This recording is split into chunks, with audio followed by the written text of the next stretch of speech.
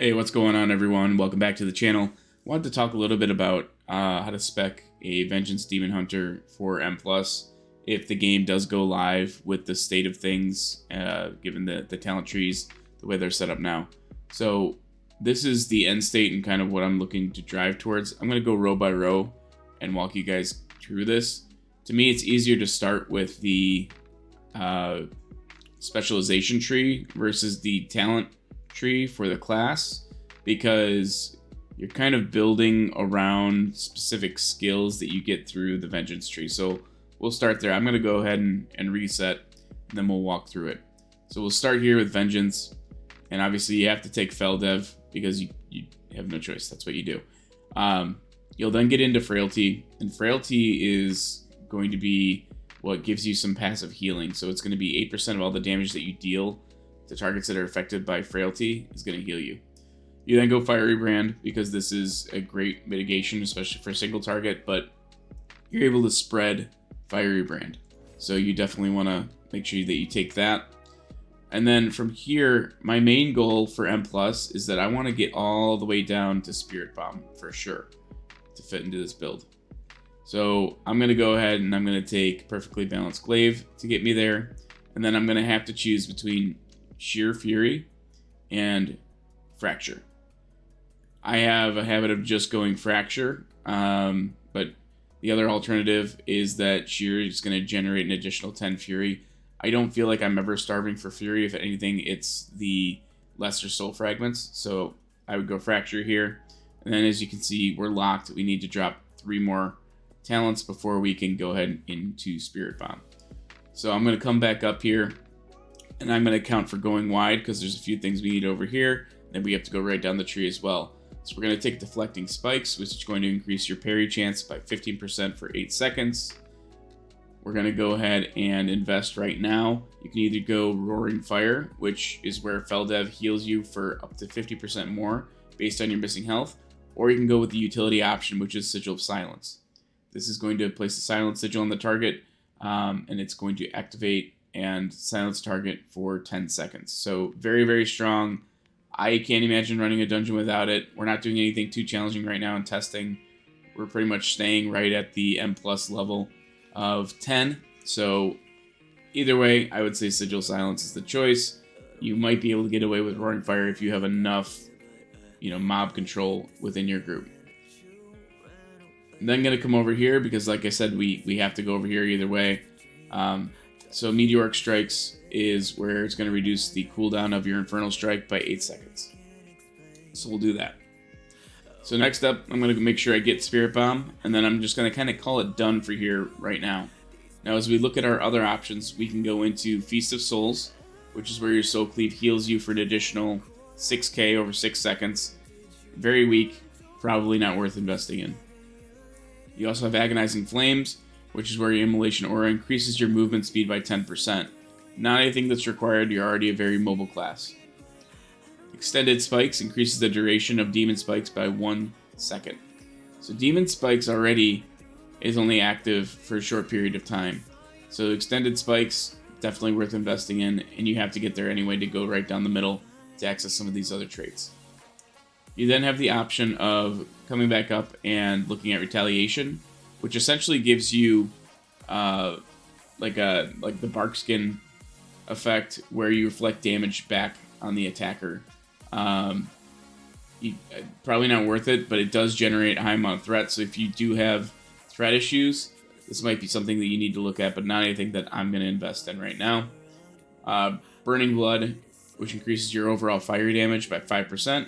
And most of your damage is going to be fiery damage. You got Fiery Brand, you got Immolation Aura, you've got Sigil Flame. There's a bunch of stuff that's fire damage, so definitely something worth putting a pin in. Then we come back up here to Fel Flame Fortification.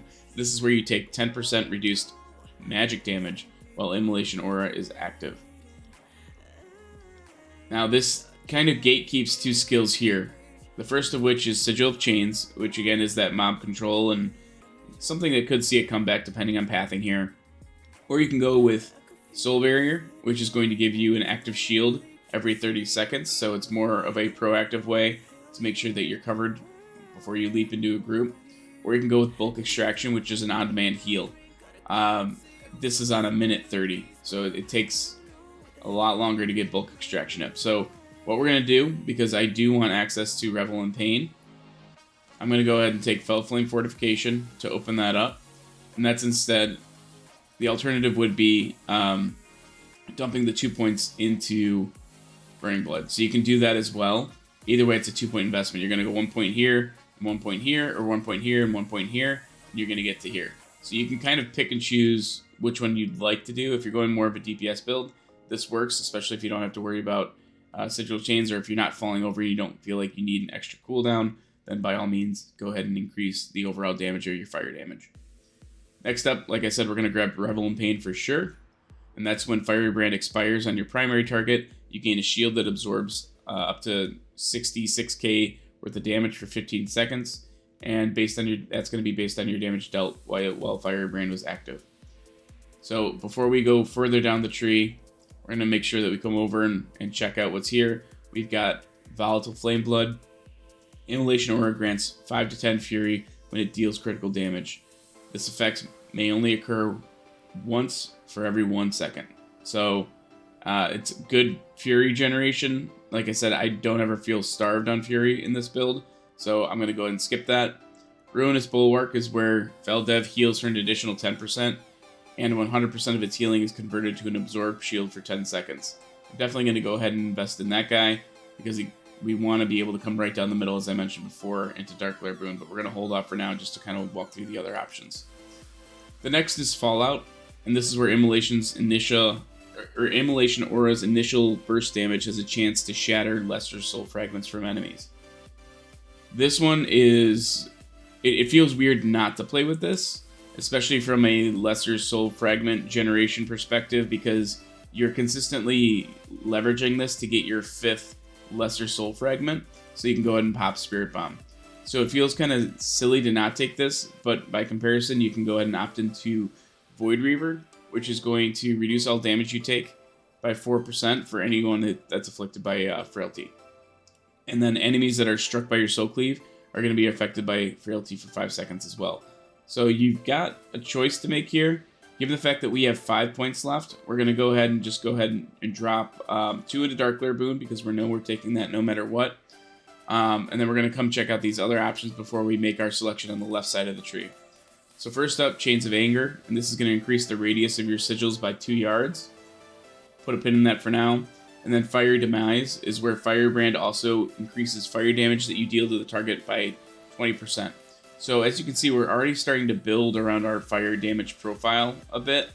I'm going to go ahead and invest in Fiery Demise now, and then I will go ahead and make my selection between Void Reaver and Fallout. As I mentioned, it feels like you're just always missing one soul fragment without having the on-demand ability to pop Immolation Aura and get a soul fragment. So I'm going to go ahead and go with this, knowing full well that I'll be tankier every time I use Spirit Bomb with 5 lesser soul fragments instead of 4. So now I've gone ahead and opened up the rest of the tree. I'm going to go ahead and finish my pathing right down the middle and go with Stoke the Flames. This is where Fel Devastation damage is increased by 40%. So we are already kind of building around Immolation Aura, Fel Devastation, as well as just fire damage in general. We're going to go with Feed the Demon. This is going to make it so that when you consume a soul fragment, it reduces the remaining cooldown on demon spikes by 0.25 seconds. That's a single soul fragment. So if you consume 5 at a time, then you're reducing the cooldown of demon spikes by 1.25 seconds. And then again, the second point is going to bring that up to 0.5 seconds. So now when we go ahead and consume 5 fragments at a time, it's now a 2.5 second reduction. So you should always have demon spikes available when you need it. And then we're going to go with Last Resort. This is our cheat death. And then we have the option of either going with Fodder to the Flame or Elysian Decree. I've gotten so used to Elysian Decree that playing with Fodder to the Flame feels a little goofy, but both are viable right now. I would go with Elysian Decree just because it's a little bit more reliable. Alright, so then we're looking like we're going to be filling out the right half of the tree. There are some really good things on the left half as well. Although for the sake of M+, I don't know that it's all going to be 100% required. There are some things I wish I had access to, but given that I only have 5 talent points left, I now have to make some tough decisions. So as we look, we can go with Cycle of Binding. This is where you're going to be afflicting an enemy with a sigil, and it reduces the cooldown of your sigils by 3 seconds. So think of it like a mini Quicken Sigil, but more on demand. Burning Alive is where every 2 seconds, Fiery Brand is going to spread to one nearby enemy. So this is what I mentioned about spreading your Fiery Brand before. You're going to want to go ahead and take this so that you have Fiery Brand up against multiple targets. That's a big damage reduction on that. So if you look at it, you're going to get Absorb Shields, you're going to get an instant damage done, and then you're going to get the DR done. So Charred Flash then is where Immolation Aura's damage is going to increase the duration of your Fiery Brand by 0.25 seconds. And then if we invest the second point, it's going to be by half a second. So the damage every time Immolation Aura ticks, it's just going to keep increasing the damage of your Fiery Brand, which is all very nice. So now we're down to 2 talent points left. We have a couple of decisions to make. We can go with Down in Flames, which is where Fiery Brand has a 15-second reduced cooldown and 1 additional charge. So you'll have on-demand Fiery Brand. Since we've already invested so much in that so far, we're just going to keep doing it. And then we have the option of going with Soul Carver, which is a 1-minute cooldown and something that is nice to have, but not really required. We then can also look at Painbringer, which is where consuming a soul fragment reduces all damage that you take by 1% for 4 seconds. This is nice because multiple applications can overlap, and also is access to a 4-second DR, but it's only 1%. Then alternatively, we could come back up and either invest in Fell Flame Fortification, which is the reduced magic damage, while Immolation Aura is up, which is pretty much 100% of the time. So if you're dealing with high magic damage, that one definitely makes sense. And alternatively, Void Reaver, which is where Frailty now reduces all damage you take from afflicted targets by 4%. So this is a 4% flat-out DR against any target, regardless of the damage profile. And this is a magic damage profile. So again, it depends on the content that you're running, but you're probably going to want to pick between those two. Or you could go with Volatile Flameblood if you are someone who's starving for Fury. You really shouldn't be in a build like this, though. So I'm going to go ahead and I'm just going to take the 4% against everything, and we're going to call it a day here. So now we've kind of gone about building our fire damage profile. We've got our investment in Fiery Brand, we've got our investment in Immolation Aura, and we've got our investment in just fire damage in general.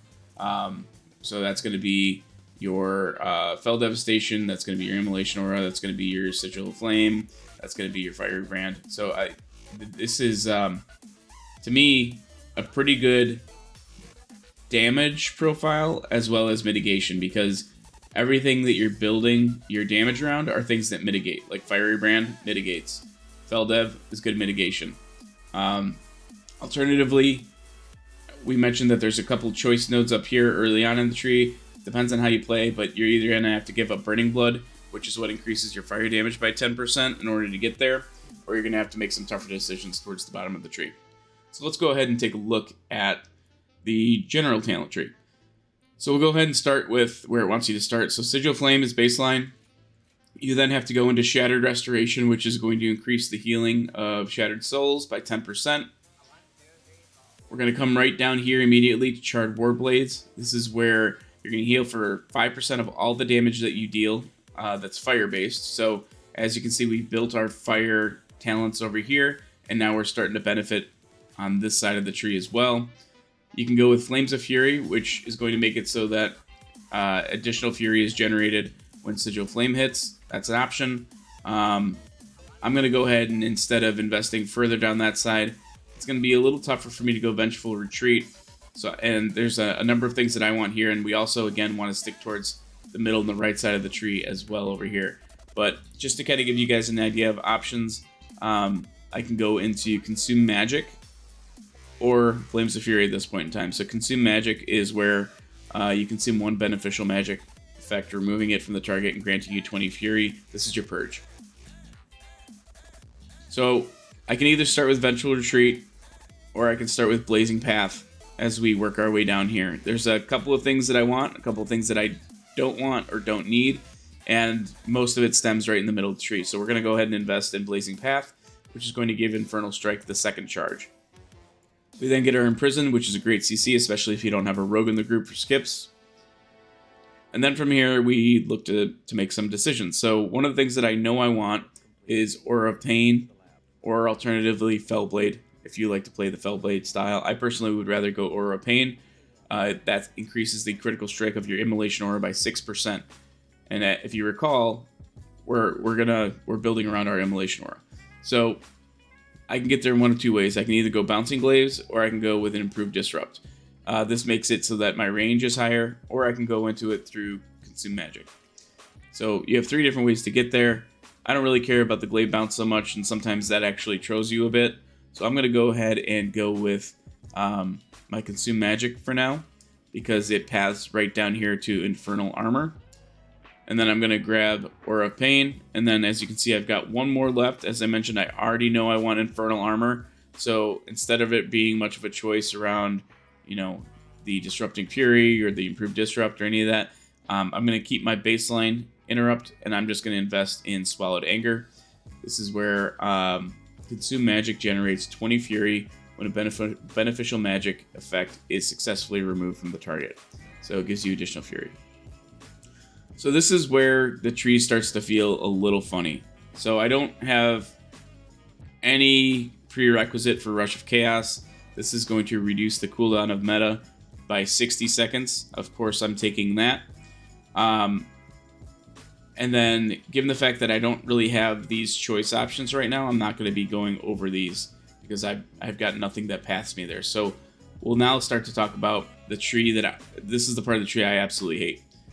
So I have a choice now of, in order to get to Sigil of Misery, which is awesome and overpowered depending on how you use it, I can either go Lost in Darkness, which makes it so that Spectral Sight lasts an additional 6 seconds if disrupted by attacking or taking damage. No thanks. Spectral Sight in PvE, this is a waste of talent.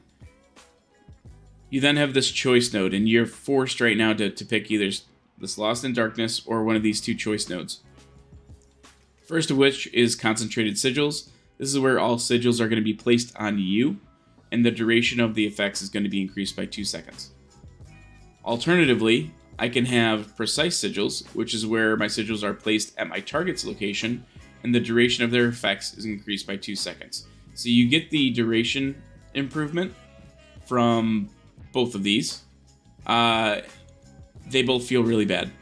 If you're someone who played a lot of Vengeance in Shadowlands, it doesn't feel natural to have a sigil placed for you, either on top of you, and then alternatively at your target's location. You're really going to have to make sure that you're watching which target you're targeting to make that work. Personally, I would rather have it on a target, because I don't, sometimes you use sigils for pulling, you want an AoE silence or something like that at the very start of a pull. So that's what I'm going to go with. This feels awful. They need to get rid of this. They shouldn't make it a requirement, because right now you're not going to go into Lost in Darkness, so you have to pick one or the other. That's the weirdest thing about Vengeance right now, is that sigils are not placed. They are placed for you. So I already mentioned we're going into Sigil of Misery. That was a given, and the whole reason for going this way to begin with. We'll go back over the other options over here. So if we start over to the left, we've got Soul Rending. This increases our leech by 5%, and you gain an additional 5% leech while meta is active. So Metamorphosis is not just your cooldown meta, it's also when you fell dev and you've got, lingering meta. So just to give you guys an idea of why I'm going to go the way I'm going, if you take a look at the last run that I did, leech did 14.7% of my total healing. That's 2.17 million versus Consume Soul. So I am certainly going into Soul Rending here, but I'm also going to go into Infernal Armor. Now we've got 5 before we can unlock the final, and the good news is by going into Soul Rending, not only do you get that increased self-sustain via leech, but it also starts to unlock this side of the bottom of the tree for you. So it makes it so that you're not really required to go this way, although there's certain things like Chaos Nova would be great to have. there's a few things here that I wish I could have. Unleash power, but you know, we got to give up some things. That's the way these trees are designed. So let's go ahead and take a look at what we've got going on up here. So we can go one of two things here. You can go Misery and Defeat, which is going to make it so that you increase your damage by 20% for any enemy that is hit by your Sigil of Misery. Alternatively, you can reduce the cooldown on it. We're going to opt out of taking either one of those right now. You can go Will of the Illidari, which is going to increase your maximum health by 3%. You've got your Demonic, which is going to make it so that after Feldev, you stay in your meta form for 6 seconds after it finishes dealing damage. Or you can go First of the Illidari. This is where Metamorphosis grants 10% versatility. Its cooldown is reduced by 60%. I'm sure as we get into harder stuff, this is going to be more of a choice node, but for now, it just feels so much better to have an extended meta. So we're going to go Demonic for sure. And then lastly, we're going to go and take a look at Illidari Knowledge. This reduces all magic damage taken by 3% as baseline. If you invest 2 points in it, it becomes 6%. So if we look at where this is leading to, we see that Collective Anguish is down here.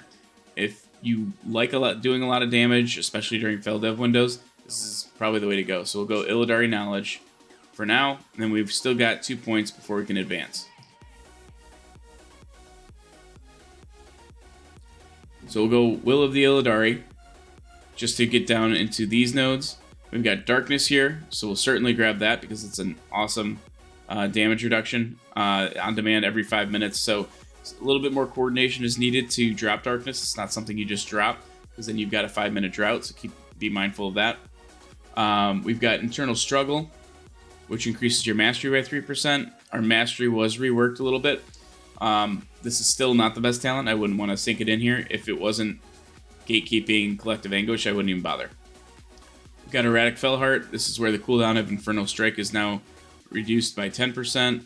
Again, don't care. I'd rather not pick this, but again, it's Gatekeeping Collective Anguish, and this is where you get a Havoc Demon Hunter who casts I-Beam, dealing 22k chaos damage over 1.8 seconds.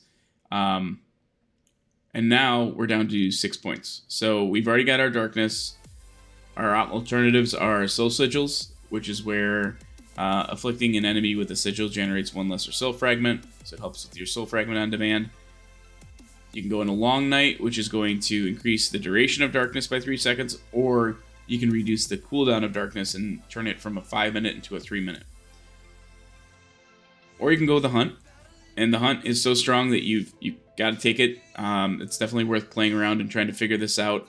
It will feel a little goofy playing with the Hunt as well as Elysian Decree and or Fire to the Flame, so having access to 3 out of the 4 Covenant abilities is kind of neat. But then your choice around the Hunt kind of comes down to whether or not you want to reduce the cooldown, and kind of you have to rely on a little bit of RNG because a target has to die while the Hunt is active, or the damage over the time effect is active. Or you can go with increasing the damage over time effect flat out. That's the one that I would opt to go with. Now we come down back to over here. We've got 4 points left, and we can go ahead and kind of reinforce what we'd like to do.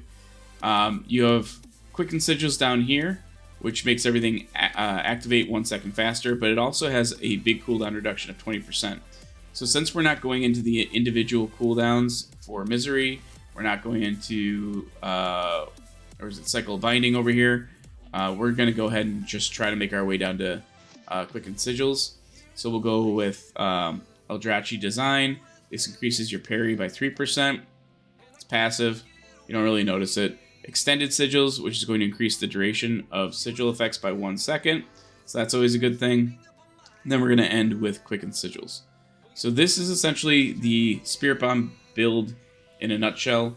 We get access to a lot of different things that will give you a lot of nice on-demand damage.